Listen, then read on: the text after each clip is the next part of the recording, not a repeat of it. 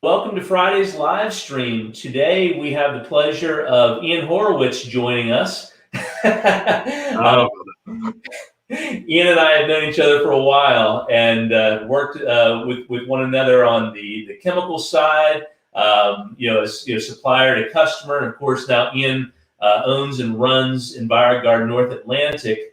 But over time, we've also we're always talking about how we can best help our customers, and a lot of conversations tend to lead to training and just ways of supporting that you generally wouldn't associate with a chemical company.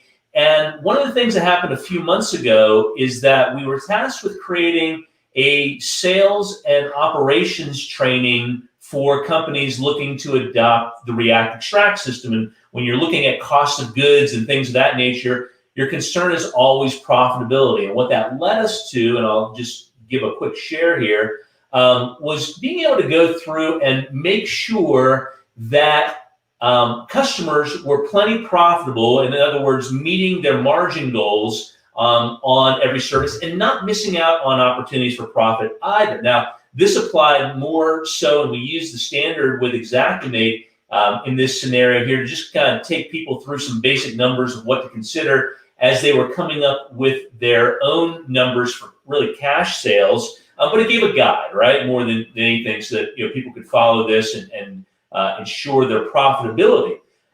Since that point in time, there's been a lot more conversation. I've had other similar conversations, and it brought us to some natural questions about how many people are out there putting out estimates, first of all, that maybe don't contain the line items that they should. In other words, they're either missing line items or they're not the proper line items in the first place to ensure their profitability.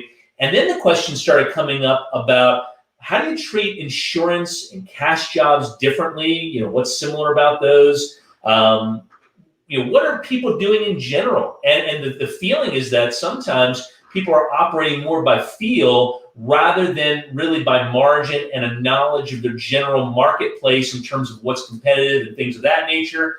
And then we also saw people maybe too often winning too many jobs, which meant that perhaps they were shooting themselves in the foot and also underestimating those jobs. And then finally, there's this idea of, we should all be working toward developing better and better financial intelligence in our businesses. And so Ian, with a background as an MBA, also on Wall Street, where finance is, of course, essential, said he would take part in our live stream today. So Ian, thanks for being here. thank you, Mark. So we've had a lot of conversations this week about finance in a restoration business. And I've written down, just so everybody can see, we've written down a list of questions here so we can stay on track. Maybe before we get into things, you can kind of describe your background better than I can. Sure. Would you just kind of let everybody know where you're coming from? Sure. Yeah. So, taking it back to the beginning, or near the beginning, I spent about 15 years in finance, both in private equity, public equities, running assets, as well as exchanging assets. So in the investment banking world, MBA in finance and accounting from a top 10 finance program here in the U.S. and then a CFA as well, so the Chartered Financial Analyst. So I spent 15 years before restoration in spreadsheets and numbers. Then in about 2011 or 12, I left Wall Street, came out, started a restoration company, and I've been doing that ever since. Gotcha. So really the majority of your professional career was spent in finance then, and you're pretty well qualified to talk about it. Yeah, that's right. So, my main job is to do financial analysis, break down income statements, balance sheets, cash flow, understand where profits are, where they need to go, what needs to happen, and how to value businesses. So, yeah. So when you started your restoration company, Mhm. you came into this with that background in finance. However, you had mentioned to me that even beginning to wrap your arms around the profitability of that was a little bit of a challenge. Maybe talk about that a little bit. Yeah, I mean, it's kind of funny. You think you know it all, and until until you don't. And there's nothing like boots on the ground experience. I think that running your own business, being responsible for your own P&L, really shined a light quickly on not only what I knew, but really what I didn't know, or what I wasn't. Maybe what I knew, but what I wasn't using in day to day. Yeah. Sitting back, kind of that Monday morning quarterback and looking at businesses is a whole lot different than running the business on a day-to-day basis. Right. And so early on, you kind of found yourself even running your business by feel rather than profit. What do you think led to that versus turning kind of inwardly at your experience and really looking at the way that you would have looked at a business as a third party? Yeah. So, I mean, I think that we can all attest to it. You can, I can, anyone that's listening can. Owning a business is fast and furious, right? I mean, we wake up and the alarm goes off and we just run. A lot of times we just kind of run and get moving. And so when I started the restoration company, it was really focused on, when we started from zero. It wasn't like we acquired a business or anything. Yeah. And so it was about getting sales, just getting money in the door. And once that hamster wheel starts, it's really hard to stop, sit back, and do the analysis. So you get into this really bad habit of just, looking at the top line and kind of letting chips fall where they may. Yeah. And so what was the turning point for you then in going from that, which can, sometimes that's great because you feel like you're flush with cash, right? Yeah. We've all been there. And then Yeah. other times you go, oh man, I forgot all about that expense or whatever it is. And now, you feel poor. So Yeah. what was it for you that was the cutoff point where you said, I'm not doing this anymore? So I'm not a very smart guy, right? So I don't learn from books. I learn from pain. Yeah.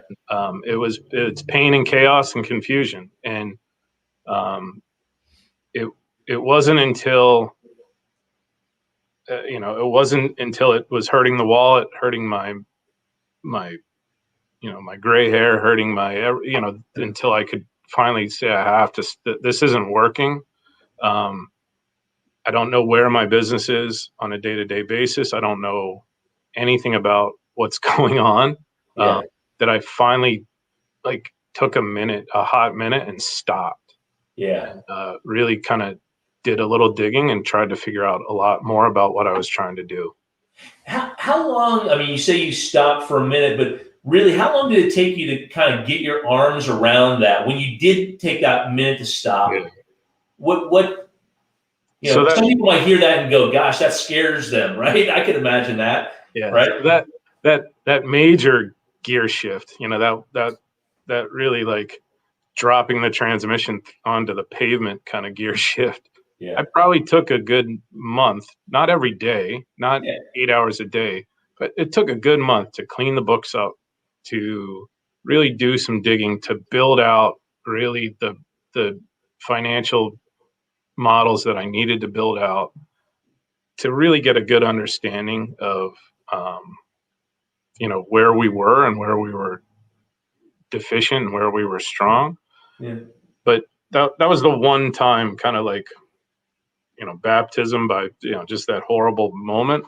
But then now it's kind of a living, working kind of, it's up and running. There's momentum to it, and so it takes a bit of time every once in a while to keep it going. Sure, sure. Now, you have a background where, you could stop, do the necessary analysis, Yeah.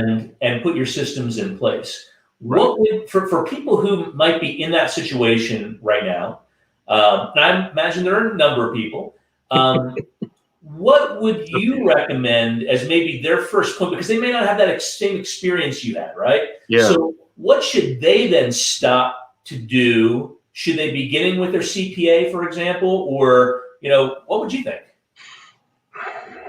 CPAs are interesting. So some are just give us your taxes and, give us all your paperwork and we'll file your taxes. They're not really advisors. Yeah.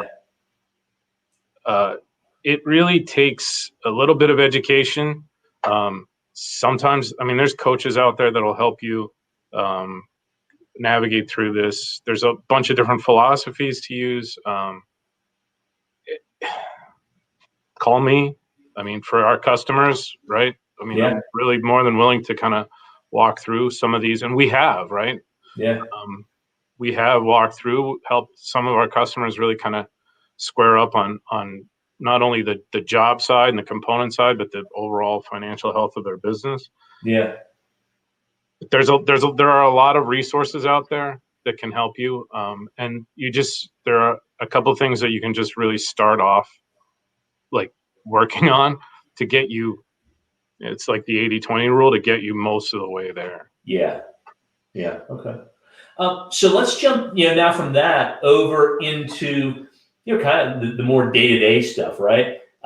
So the first thing that we talked about was the difference between an insurance job and a cash job, right? How they're different, how they're similar, and maybe what to be thinking about in estimating for both of those. Yeah. Which one do you want to start with?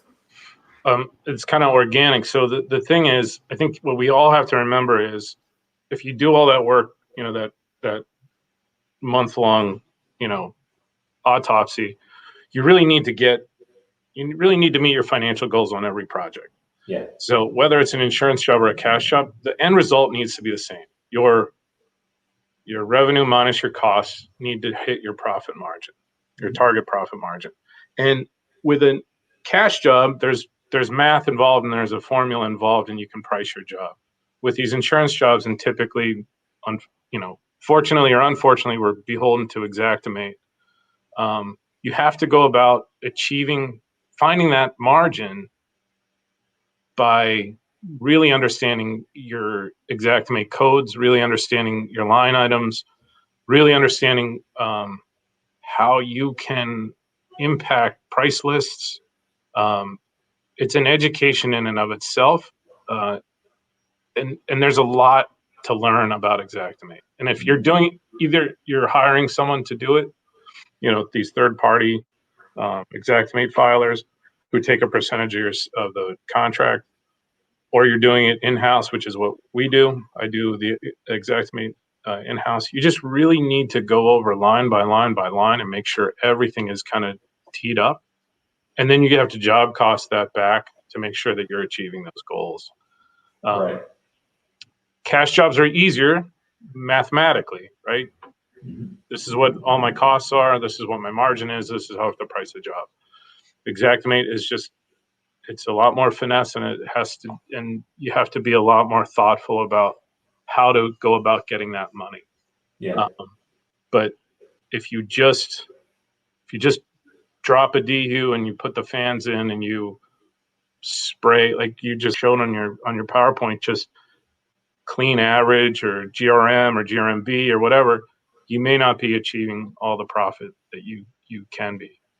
Where do you see most people, or where have you at times missed the mark?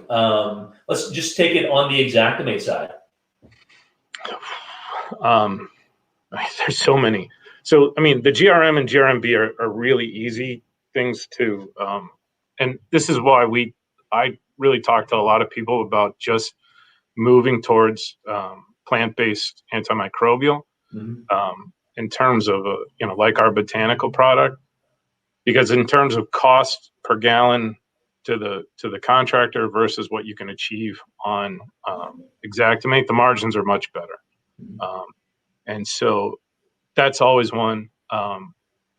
HEPA-vacking and wiping down and all of those, they need to be considered as well. And so there's so many different little codes. PPE, we don't always remember all the PPE. Right. The React Extract process, we can get 2 codes out of that process. Right. And that really can really help the bottom line. And in fact, we just did an Xactimate job, React, Extract, put the 2 codes in. Our adjusters aren't even blinking at those. That's an absolutely fine and if you didn't know better and you just put 1 code in, because you've got one technician who's doing, especially with with our equipment, they're kind of in one process, right? They're using 2 chemicals, but it's one guy, and sometimes we just think, oh, he's just doing the React Extract process. Right. We can really kind of separate those out and put those into 2 codes and get a decent amount of money back. Yeah, it does seem as we were going through this initially, 2 things maybe jumped out at me. One was exactly what you're talking about. Yeah, it is a system or a process, but there's 2 separate things going on, and you can take advantage of those 2 codes that way to ensure your profitability. The other was when you get into these areas of different types of framing, for example, subfloor under a house versus exposed wall framing. What a tremendous difference in those codes. And I would imagine that people get those wrong all the time. Yeah. Or get them wrong, or just don't even know that they exist. Right. And I don't know, if we get too loud about this, they may not exist. Right. I mean, Xactimate's notorious for it, right? They used to allow us to price out a truck. So you go to a big water loss and you put all your equipment in a van and you take it out there, that van can get priced out as like a daily rate. They took that away because why not, right? Because you got $20 a day or something like that. So they had to take that away. So the codes are always moving. And you have to look at the white papers to tell you. They're kind of like, it's like the Netflix of insurance, right? You have to look into it to see what they're removing and what they're adding. They don't broadcast that out to you. They don't tell you, hey, we're getting rid of something or we're putting something on. So you have to be kind of current on your codes. How do you best stay current with the codes? You have to go to exactware.com, and they have white papers that they publish it by putting it on their website. Gotcha. They don't broadcast it onto their Facebook page or their Instagram page, or they don't tweet it, or they just kind of tuck it over there on their website. And if you find so it's either a surprise or it's something that you have to become intentional about in your business and stay updated with it. Yep. Okay. Hey, let's say hello to Wayne. Wayne has been a long-time customer down at Mold and Mildew Solutions in Birmingham, Alabama. Thanks for being here today, Wayne. Wayne. So getting back to this now, we talked about Xactimate. Do you use, because I mean, it is a great resource, right? Everything is there. It helps you not forget about those line items. Do you use that on your cash jobs, at least to organize yourself? Sometimes. Yeah.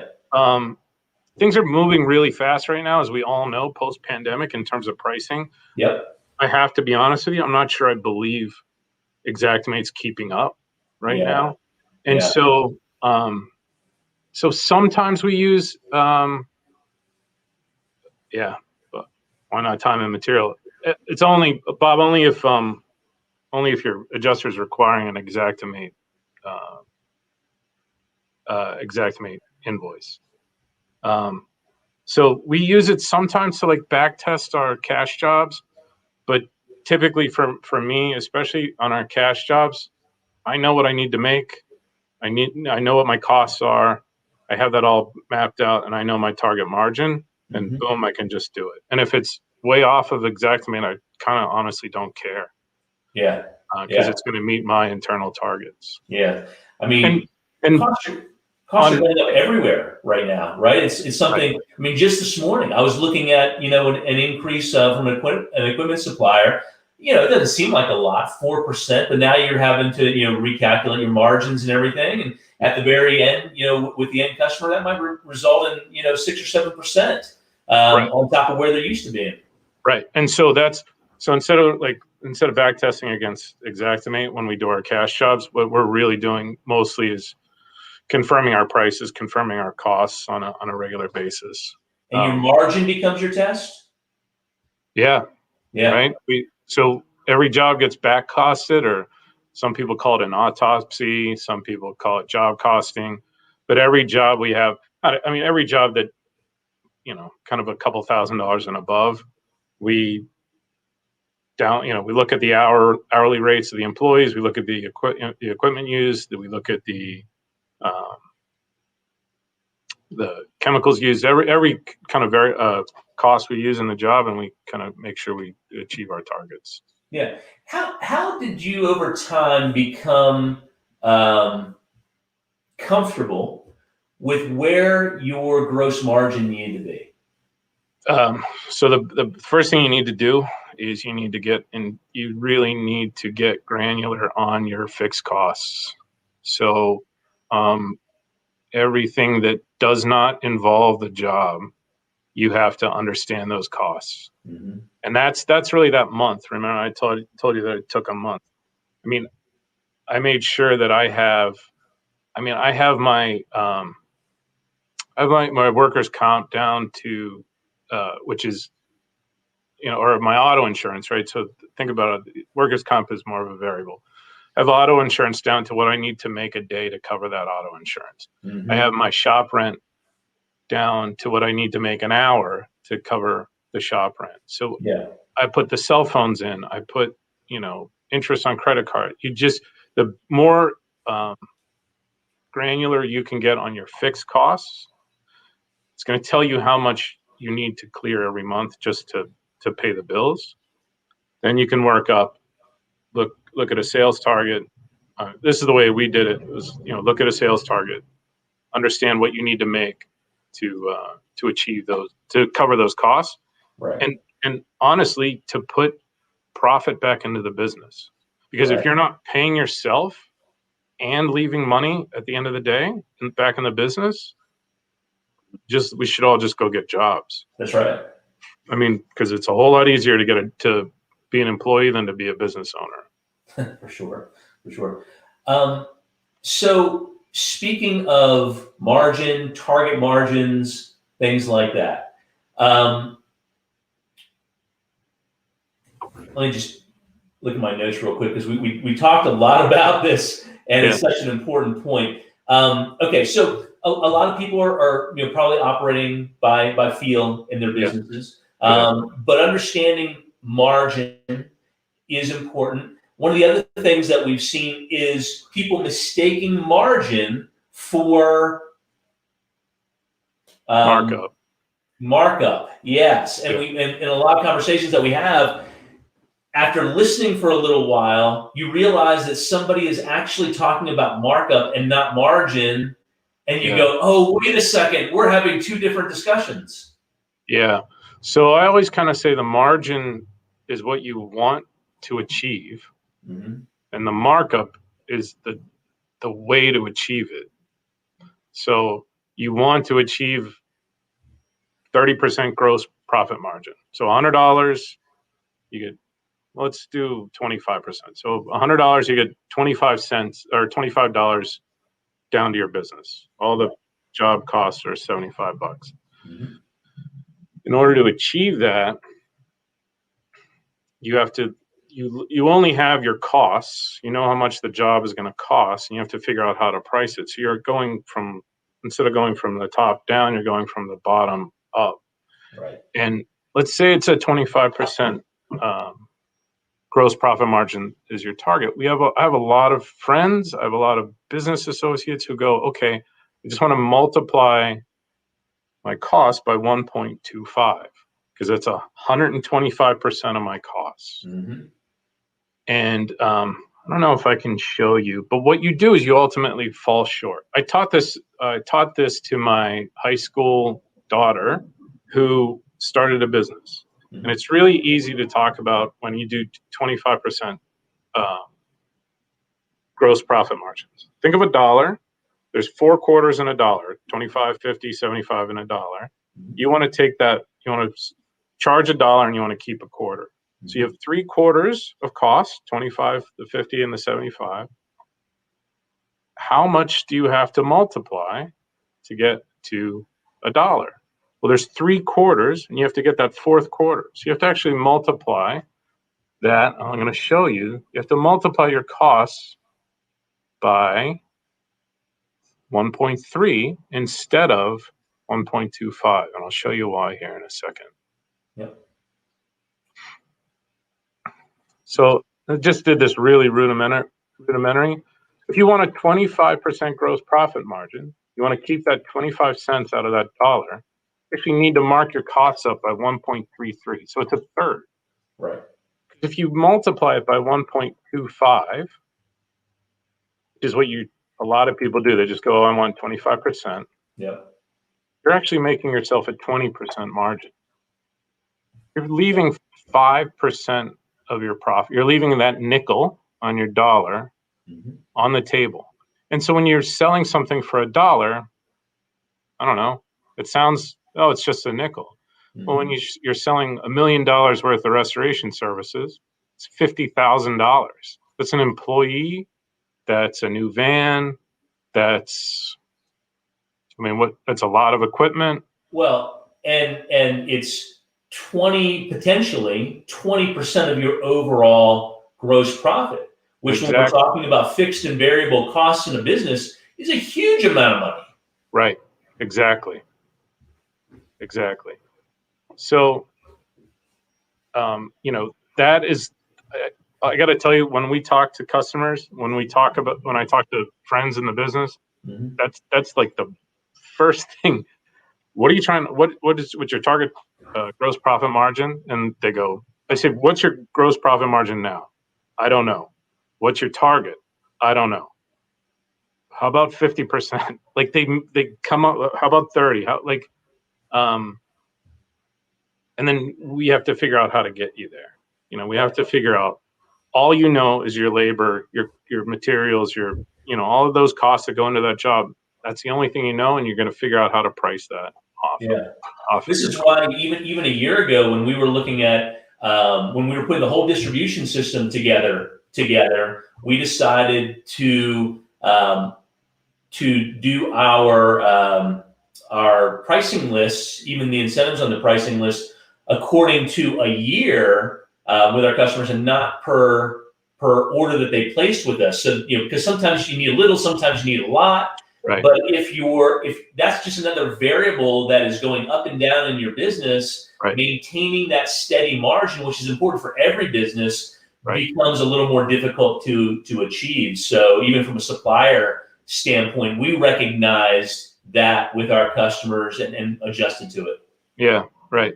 And just with our business too, I think a lot of our customers, including myself as a customer, we have a lot of different businesses. Yeah. Water mitigation, mold remediation, radon, asbestos, duct cleaning, carpet cleaning. I mean, there's so many different things that people cobble together. What you need to do is you need to figure out what the business, right? What the holistic business needs to make, and then how these different avenues are going to contribute. Because let's be honest, a $10,000 water job is a whole lot, or how about a $1,000 water job is a whole lot different than a $1,000 carpet cleaning, air duct cleaning job. Right. You can't put water mitigation margins on air duct cleaning, or you'll never win a job, right? Right. So you need to make sure your business mix is hitting where it needs to hit. And if it's not, you need to make those adjustments. So if it's not, is that where you make either an adjustment to how many jobs you're estimating over on water versus other areas? I mean, does it change where you focus your marketing and sales? Yes, marketing dollars. I mean, for us, I don't know. Some people do other things, but we're like the Wizard of Oz, right? Behind the curtain, right? Moving all the levers. And so one of the levers that we can move is trying to shift direction towards higher margin business if we're not achieving our margins. Right. So we start ramping up mold marketing, or we start ramping up water marketing, and we start, kind of pushing away, other things. Gotcha. Or maybe So, you look at other add-on services. yeah. So Yeah. as long as we can, achieve gross profit and net profit on projects, we'll definitely take a look. Right. Yeah. So this is just, kind of underscoring how important running your business based upon margin is ultimately. You got to get there sooner or later. You might as well do it now. Yeah. But the one thing is, Mark, and I don't know if you were going to talk about this, but this isn't a one and done. Like, we want to make 35% gross profit margin and we put it to bed and off we go. Yeah. Because all of this is dependent on your sales. Mm-hmm. Think about it. We have $10,000 a month in fixed costs, and we're only selling $20,000 worth of goods and services. Mm-hmm. We need a 50% margin just to cover. That's our break-even cost, right? We need to take half that cost. If we have $200,000 a month, can we be a little bit more flexible on margin? Absolutely. Mm-hmm. And everything in between. So this is a constant, all the time analysis, making sure your books are as clean as they can be, running your P&Ls, analyzing your P&Ls against your goals, having goals, making sure that they're, measurable, not goals like fanciful goals, like measurable goals, and making sure that you're achieving them. And if you're not, fine. What do we do? How do we get back on track? Hey, Joe, thanks for joining us today. We appreciate you being here. Hey, Joe, if you would, let us know where you're in from. So this brings up another point. There's a lot that's changing in the world right now, right? We see costs going up. You see costs going up. How often right now are you looking at the marketplace to measure your goals profit-wise against what's achievable sales-wise with all the fluctuation that's going on? That's a big question. So Yeah. From a project standpoint, I will tell you right now, on the regular restoration and reconstruction business, if it doesn't, you have to know your numbers right now because things are moving so fast, and we will not take jobs all the time. Yeah. If we're not achieving margin, or if there's a risk of if there's a risk of not achieving margin, we're walking away, because you can get upside down so fast right now. And it seems like this isn't temporary. This isn't temporary, right? I don't think we're in a one-time environment. I think that we're in a higher price environment.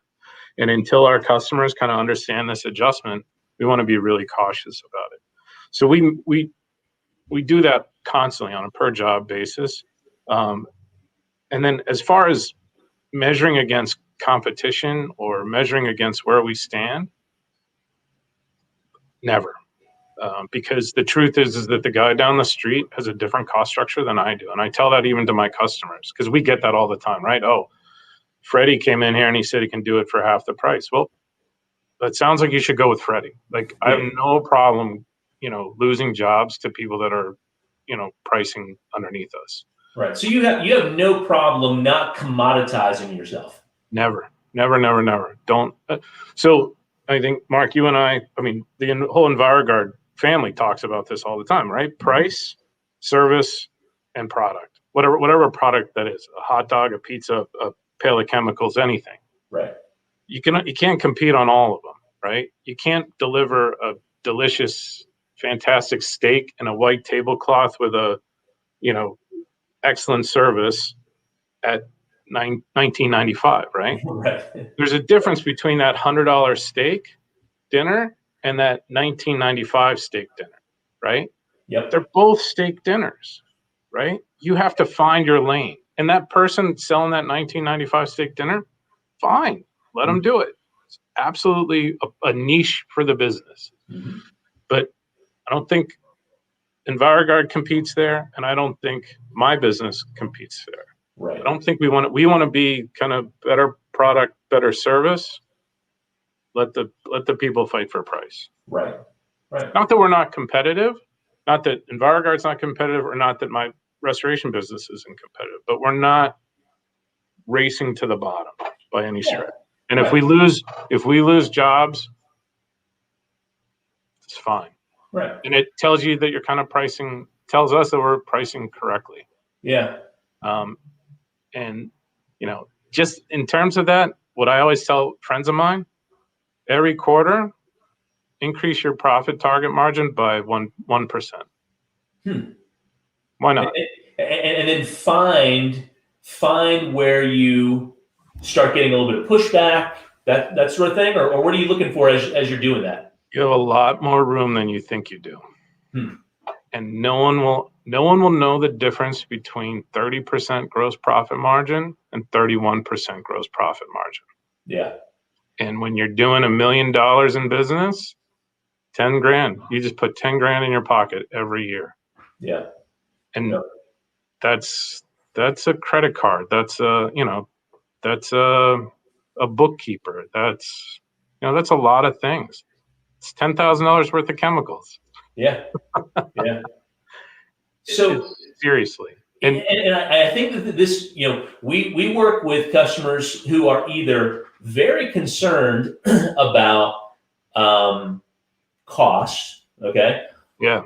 Or we actually, our bigger customers tend to be guys who they're not as concerned initially about their cost of goods. They're more concerned about their profit. They're driving everything by profit, right? Right. So when they have a cost increase, they're not going back to their suppliers and saying to them, hey, you can't do that to me. They're going, it is what it is. Yep. Okay, we need to, go reevaluate our, how we price jobs and things of that nature, and bump it up 2%, 3%. After all, everybody knows that costs are going up right now anyway. Yep. And then, what I've talked to customers in our region about is you also have to look at the costs per job, per square foot, per something, because you're going to see that and our products are such a small component of your overall, right? Labor is your biggest cost in a mold remediation job by a long shot. So you should be able to be pushing your customers, passing those price increases easily down to the customer. There should not be a problem. We're going to have Joe drop us his email here. This could be kind of fun. Yeah, that'd be cool. Yeah. All right. So Joe, as soon as you shoot us your email, we'll send you an invite here. Let's talk a little bit. Yeah, I'm not a huge proponent of Xactimate or insurance jobs, Joe. It's just sometimes you're kind of forced into doing things and showing codes.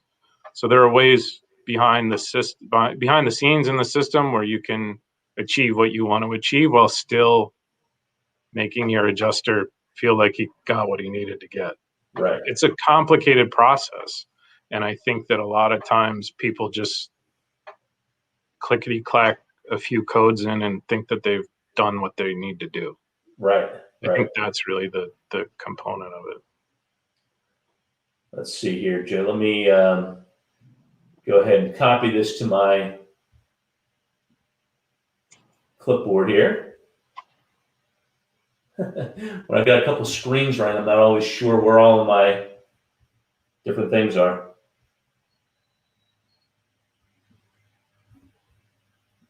Right. Exactly. Okay. So Joe, no, it's an art. It's an art.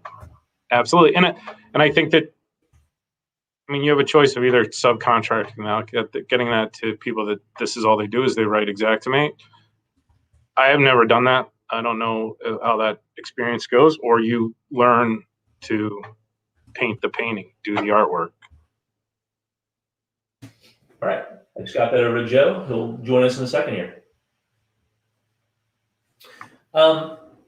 So one of the things that you spoke about is you don't want to win every job, and maybe just like we don't want to sell every chemical, right? Right.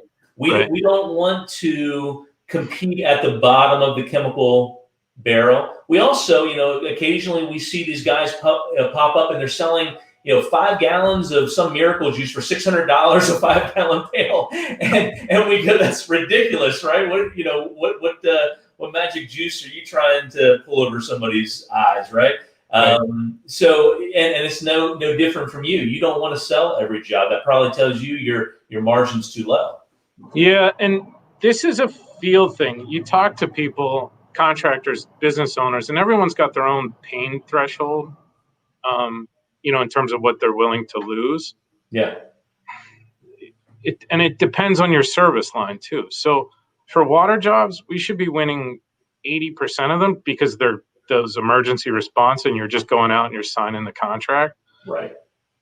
Mold jobs, I don't know. I think we want to win maybe half, maybe even less, 40%. Yeah. I kind of don't mind when the homeowner goes, "Oh God, what?" Like, how much? And then you have your moment to talk to them about how you're different than what we call them, the rusty trucks down, that are down the street. Yeah. And then from, all of the other business lines, even less than that. If we're winning 30% of our projects, our kind of reconstruction remodeling projects, the other side of the house, that's fine. Yeah. We don't want to work more. I don't want to work an hour more. I want to make more money. Let's be honest, right? This is all about making more money. So if we work fewer jobs and bring in more cash, we can all go fishing or golfing or whatever we do. You got a healthier company. It's peace of mind, right? Yeah, and when you get into that price thing, then then you're just running around. You're super busy. You feel like everything's going great because the machine is just humming, and your workers are coming in dog tired and whatever. Yeah. Let's not do that. Let's just let's get it down to one job a year that makes a ton of money, and we all go. Right. I mean, think of it in extreme senses, and that's what you'd rather do, right? Right. Rather sell one job and make all your money. Yeah. Let's take Candace's question. What sorts of programs or record keeping do you use? Break down all the small costs on a job. So Candace, I don't know if you were on before, but I come from a life of spreadsheets, and so I think Mark has watched me fool around on spreadsheets and just laughs about how I just kind of can do it super quick. So most of my job costing is done in Excel, and we keep one file per year that's broken out on jobs and different types. But we import all that data from.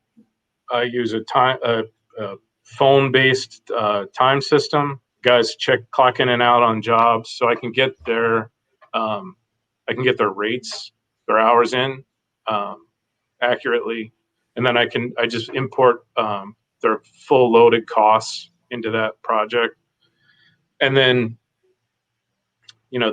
from a material standpoint and the cost of goods sold, it's really just making sure you understand where your pricing is, where you're purchasing it. Guys are doing purchasing on credit cards, so I can download that information electronically.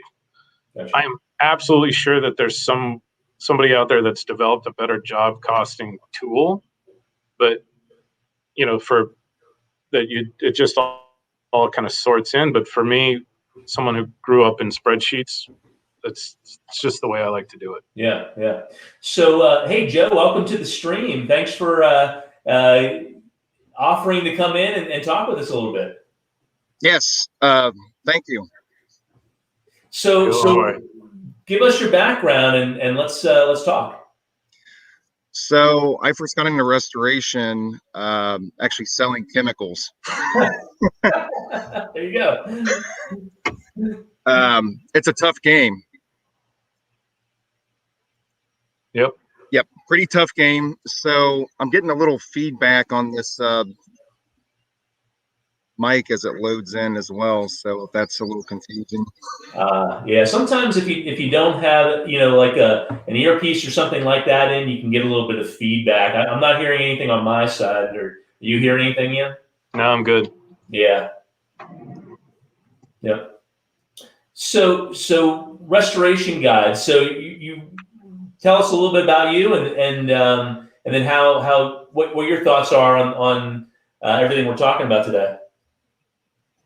Yeah, no problem.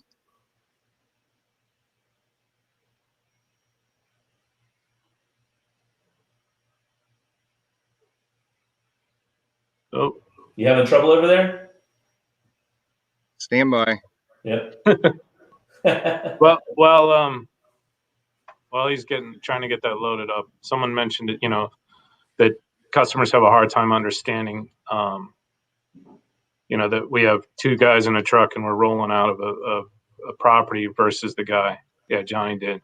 Yeah. So, yeah, it's exactly right. And so that's a part of your sales cycle, right? That's a part of your conversation with your customer. Here's how someone always told me here's the way we work. That's the opening sentence. Here's how we do things. Here's the way we work. Here's who we are. And you come out guns blazing. Like you just tell them we're a fully insured. I have employees that are trained and ready to go. We have, you present a level of professionalism, uniforms, logos. It's going to be different and we have those guys all over the place that are just, running and gunning and living out of their van and yeah, we can't compete against them, but and if you want that kind of work done, then you're not my customer. Yeah. And God bless you and go for it, and we'll see on the other side. Yeah, Joe had mentioned there that chemical sales are tough. I don't know. Maybe I've just lived. I think the restoration's tough. The restoration business is tough, right? Which it is. So yeah, I guess every business is tough, right? I haven't found an easy one yet.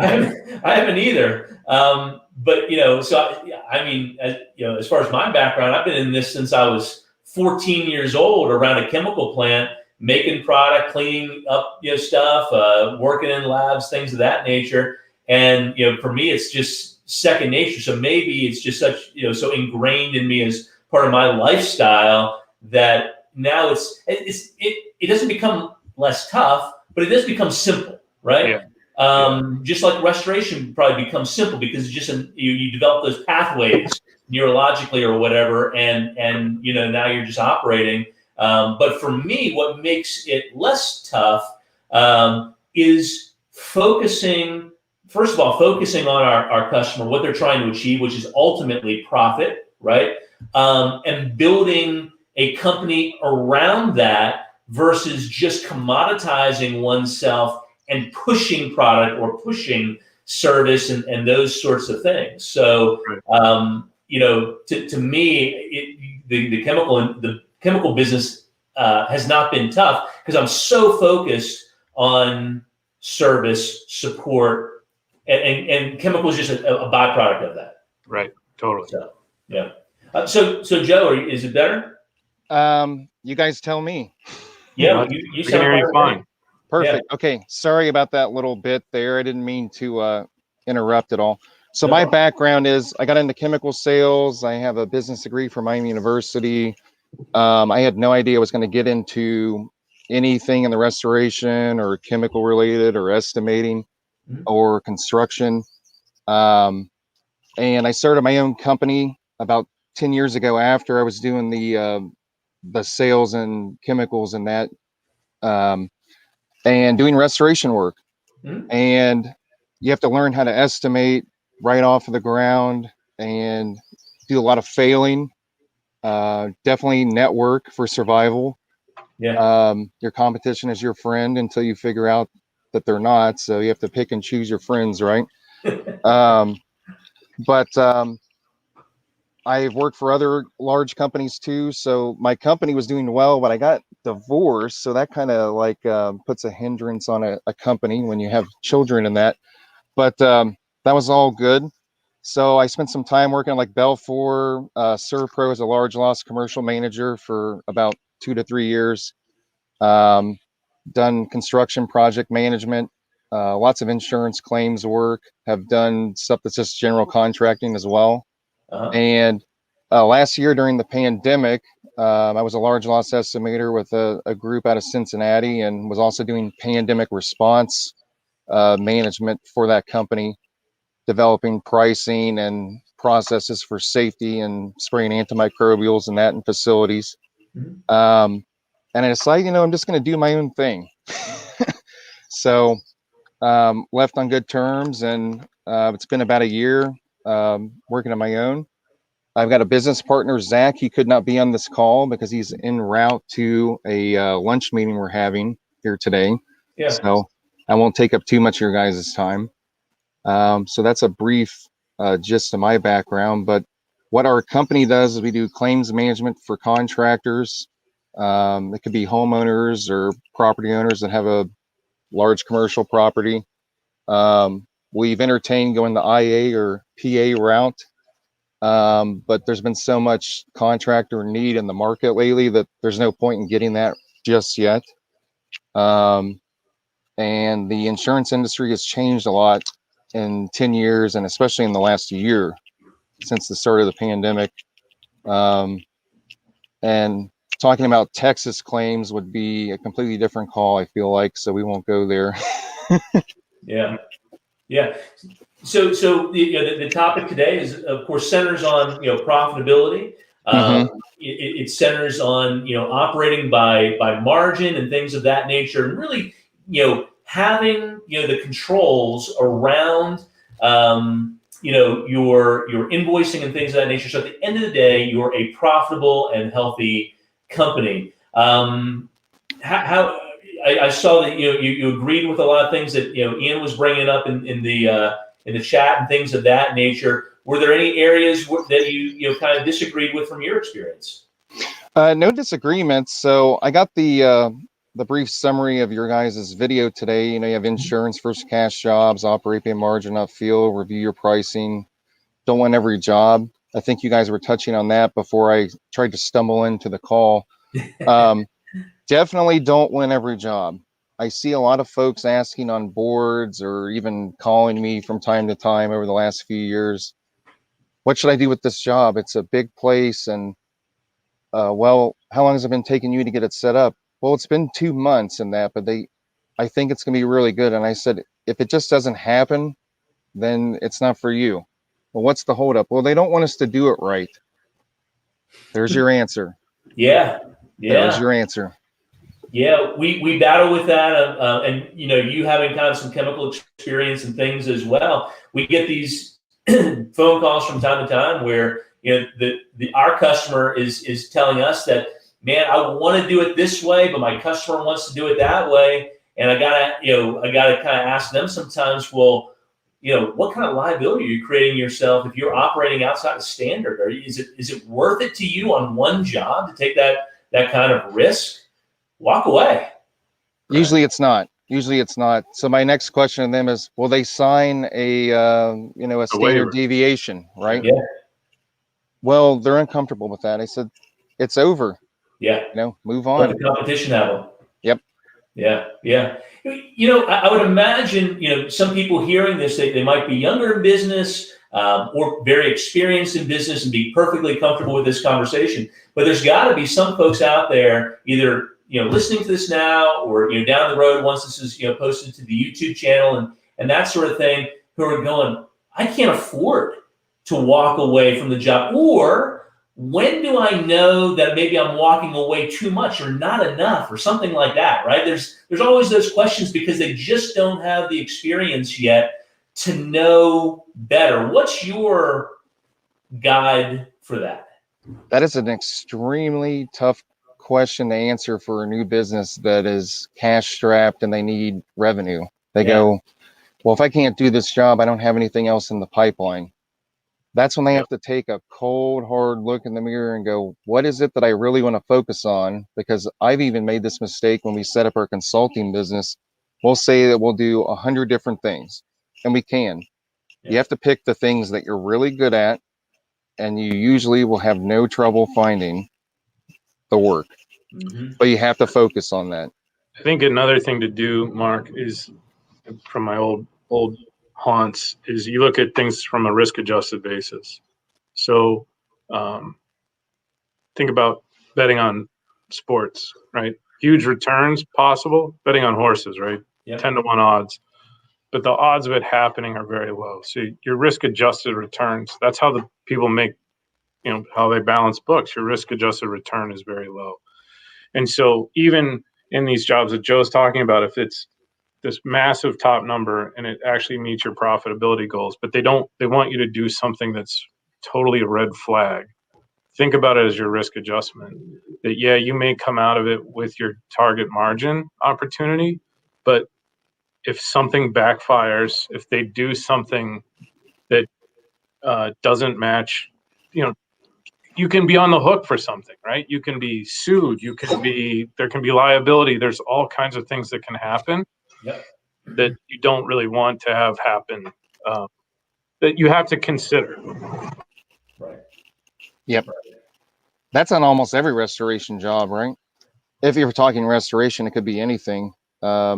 Just demolishing an area to even get to cleaning or doing whatever type of work. People go, that's easy. What's in the material?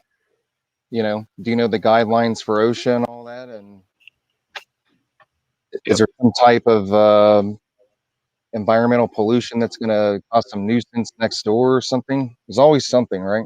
Yeah. And I think it's, not to be too much of a plug, but this is something that we talk about a lot of times with our chemistry and our opportunities in our chemistry, right? We pretty much run safe chemicals, with the proper PPE, and we do a really thorough job in explaining, safety to our customers. Mhm. And so we're always trying to mitigate those risks. We're trying to deliver safe and effective products, and we're trying to instruct our clients to use them safely and effectively.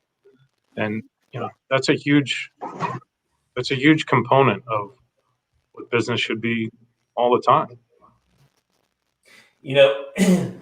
Talking about risk and risk adjustment and things of that nature. I'm sure you guys run into this. I'm going to quickly share my screen with you. So this is a picture that came over to me today from a job where the homeowner is claiming that the contractor destroyed their subfloor. Now, as I comb through these pictures and begin to look at these subfloors, apparently that just happened overnight. 24 hours, you destroyed my subfloors. Yeah. Right? Right. So, we're all used to seeing these things. They're a little bit funny because you have experience not to react to them because you know that the customer is looking for a free job or whatever. But these are the realities if you're, new to contracting and things that are part of that risk and risk adjustment, knowing that customer going into a job like this and their propensity for, maybe being a problem is as important as getting the job too. Right. So we're kind of getting ready to wrap up here for our 1 hour stream. But our fifth point is just in developing financial intelligence. That's something that has to be done over time, right? And not only done over time, but never accomplished, never achieved. And if you go into it thinking that you're going to get to some solution, just know it's the solution for Friday, May 7th. It's not a solution for 6 months from now. Right. So it's I guess it's the act of it rather than the end result. So maybe one takeaway from this is become disciplined in your business, in managing your business instead of letting your business manage you. As much as you can. Yeah, right, right. As much as you possibly can. Right. And maybe don't be afraid to tackle the tough stuff, right? You're the boss. It can be right? easy to sweep things under the rug sometimes and get to it later, but especially when it comes to managing the financials, the profitability, the overall health of your business, there's no time like the present to take it head on and get it behind you. Yeah, without a doubt. Yeah. The one thing I'd have to say about making sure that you're keeping a good thumb on your business, don't do the same thing day in, week out, month out. Work in progress meetings where they go over financials are very mundane, and a lot of times they don't really reveal key critical financial indicators or success factors. People just get caught up in the same stuff, so you have to be constantly changing, like you said. But it's like most companies that even know to look at that, they just do the same thing. Yeah, so you get too repetitive, too much into a routine, and you stop noticing maybe the outliers that are really causing you the problem. Right. Got it. Good advice. That's good advice. Yeah, for sure. Yeah. Well, guys, we're at 12:01. I appreciate the chat today. And Joe, hey, anytime you want to come back on, we're actually going to be doing a really interesting live stream next week. And we're calling it Recovering from COVID, Returning to Your Core Services. We've been talking with customers over the last week, realizing how many people got all of their eggs into another basket and are now suffering sales and profit losses. It's probably not something that's confined to the Northeast or to the Midwest or to the Gulf South. It's probably more pervasive than any of us know. So we're going to be doing a chat next week and recommending some strategies for returning to our core competencies. That sounds like a great call. I'd like to make that. Awesome. Well, guys, have a great Friday. Thanks for being here, and we'll be talking to everybody soon. All right. Thanks, Mark. Thanks, Mark and Ian. Nice to meet you. Nice to meet you guys. Bye, guys.